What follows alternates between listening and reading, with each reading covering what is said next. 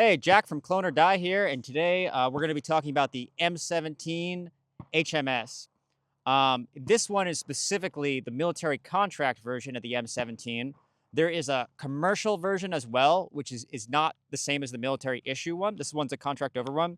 You can easily tell because the contract ones will only say M17 on them, and they won't say P320. They also have a shorter rear sight because they have a different mounting plate system than the commercial guns. Commercial guns also come with and without the manual thumb safety. The military contract guns only come with the safety.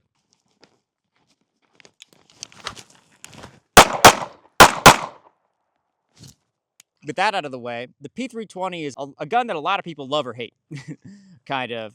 Now, a lot of people like to say there's problems with the SIG P320, like the sight plate falling off, or the frames cracking, or the guns going off in the holster. But I find that there is foolproof methods to fixing any problem with the SIG P320. So what you first do is when you first encounter a malfunction with your 320, what you do is you put it back in your holster here, and then after that, you pull out your Glock, and that just works. Like then there's no malfunctions. Was adopted in 2017, or 2016, first fielded in 2017. Now it's 2025, 8 years down on the gun. And like all guns that are large military orders, it did have some issues, teething issues with the initial versions that they've then fixed later with the modern P320s. This is the first rounds I put through this particular gun. I've shot P320s a decent bit. I'm not a huge P320 fan, to be honest. I kind of like the Beretta better. My enemy today thinks I'm out of grenades, but what they don't know is I still have a SIG P320. All right, we're going to do a very intensive drop test on the P320. I think that's about 2 inches. Oh, fuck! I do like SIG products. This one is perfectly fine. I enjoyed shooting it today.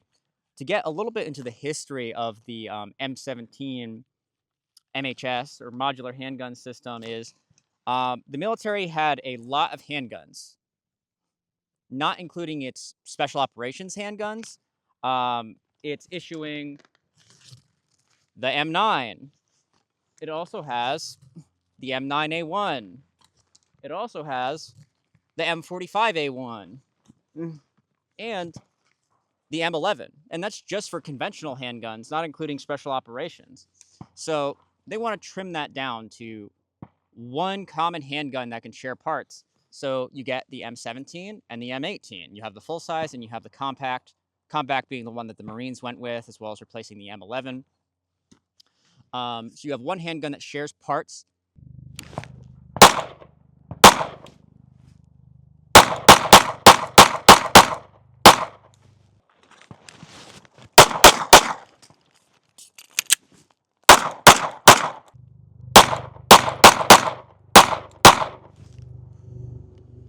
As far as production, because they're polymer frame striker fired, they're cheaper than all of those metal hammer fired pistols. So the military can buy more of them so they can have more handguns instead of it traditionally just being NCOs, machine gunners, and officers. They can issue more handguns out to the field. I mean, handguns in combat have limited capabilities. They're not used overly often, but they have been used and they have saved people's lives. So I think it's still probably important to have as many of them out there as possible. Since the U.S. Army's adoption of the M17 as well, the Canadians and the Australians have also adopted M17's variants, basically, to replace their aging Browning high powers that they still used to this day. It's a handgun. You're supposed to shoot it with one hand.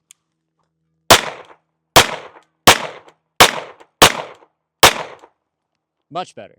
So for the trials, its main competitor was basically what would end up being the Glock 19X. Now, it did have a manual thumb safety, just like this does, because that's what the Army wanted. And a lot of people think they should have picked the Glock 19X over the SIG P320, just due to what they would call quality of manufacture, or maybe reliability issues or quality control issues. But the trial was called modular handgun. Just because you put a Glock 19 slide on a Glock 17 doesn't make it a modular handgun. It's just a Glock 19 again. Like this being a chassis system pistol, so you can switch grip frames, you can switch slides, and you still have your main fire component. Or if your frame cracks, you can just throw away the frame, get a new frame, and drop your FCU right in, and you don't have to get a new serialized item, a new serialized gun. This is a modular handgun. That's why it ended up winning the trial. Granted, trials, there's a little bit of controversy because they never actually completed them. They just, SIG put in the bid. The handguns are insanely cheap for the Army to buy, just like M4s are insanely cheap for the Army to buy versus you and me. And the Army just snatched it up. They can get these. They can put more of them out there. They're cheaper than Berettas. They are modular, unlike the Glock 19X was. And it really has been exactly what the Army wanted. And it's nice that they have the capability to be able to field more pistols to more soldiers and more units now. Granted, the Beretta is still in service. There's still units that have the Beretta, and that's probably going to be the next 30 years. I mean, it took forever to replace even the older World War II 1911s. It took a long time for those to get out of inventory to every unit. So they'll still be around for a while, the Berettas, before everybody is able to get the newer M17s. But I don't think it was like a terrible choice. It's not, like I said, again, it's not my favorite handgun in the world, the SIG P320. I like other handguns. I love the P226. I love the Beretta 92. I like Glocks. They're fine. I think probably a more sensible choice for the military than this would have just been going with the M9A3 or the M9A4, which is the same thing. It just has red dot compatibility. That is existing compatibility with all of their existing parts. It solves the ergonomic issue by having the straighter grip, more of a 1911 grip angle. Wonder why we keep going back to that. And that probably would have been a better choice for the military, but it just came down to cost. It's more expensive to get those Berettas than it is to get these SIGs. So the government's going to be cheap. They're going to be simultaneously extremely cheap and not care about price at the same time. It just depends on what it is. And for guns, they're going to be cheap as fuck. But for something like an F-35 or a tank, they'll spend infinite amounts of money.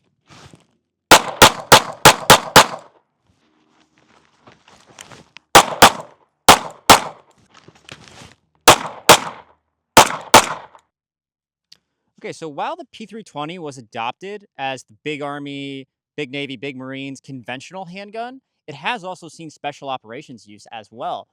Green Berets have been pictured using these over their Glock 19s that they also get issued. What's also nice about special operations that you might not be able to do in the big military is you can actually use the modular nature of the handgun. So there have been guys who have changed the grips, like the Bauer 1811 grip module that gives you the 1911 grip angles, fantastic. That's been seen used. Other SIG grip modules as well. The Flux Raider was adopted by SOCOM, which is a P320 variant. The footprint up here is a Delta Point footprint, I believe. It's what the Army specifically wanted. Again, this is different from the commercial M17. SIG also makes a specific red dot that they made for the Army. I don't know if anybody uses that, but I know it exists. I have a Surefire X300 here. That's what you see on most Marine M18s and a lot of Army M17s. There is an issue light as well. That's a laser light module. I forget the exact name of it. It was approved for units to be able to purchase if they want it. And Safariland made a holster for it as well.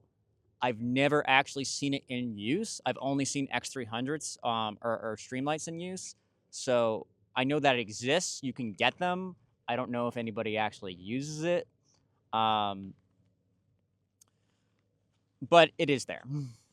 And that's a nice nature of this pistol. Obviously, most of SOCOM and Special Operations are still going to use their Mark 27 Mod O's through Mod 3 Glock 19s.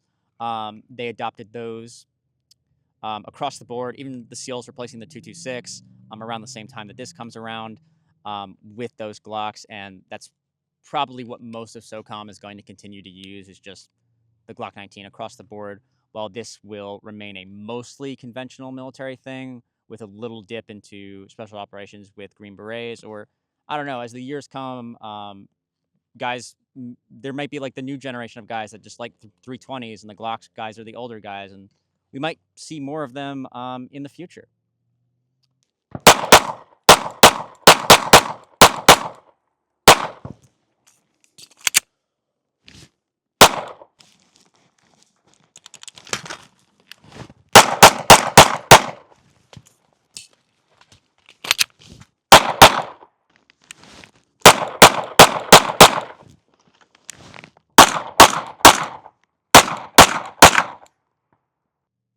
But for now, that was the SIG M17 P320 pistol. In the future, I'll do videos on all these military pistols I had, including the M18.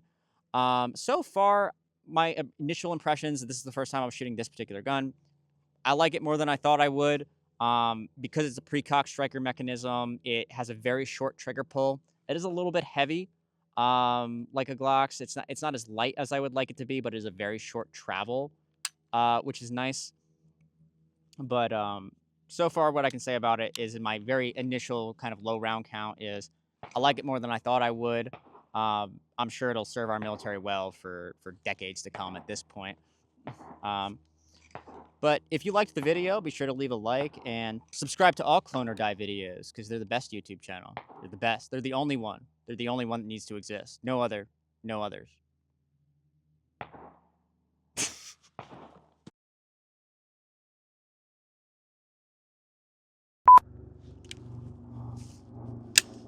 Okay.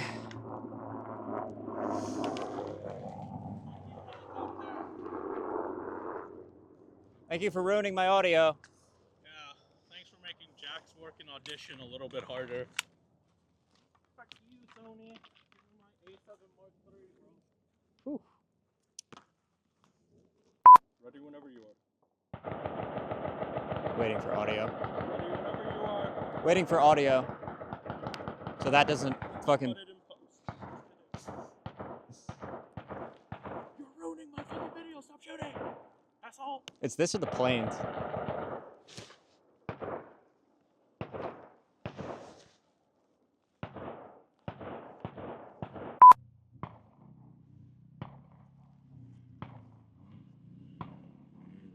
The dirt bikes arrived just in time to ruin our fucking audio.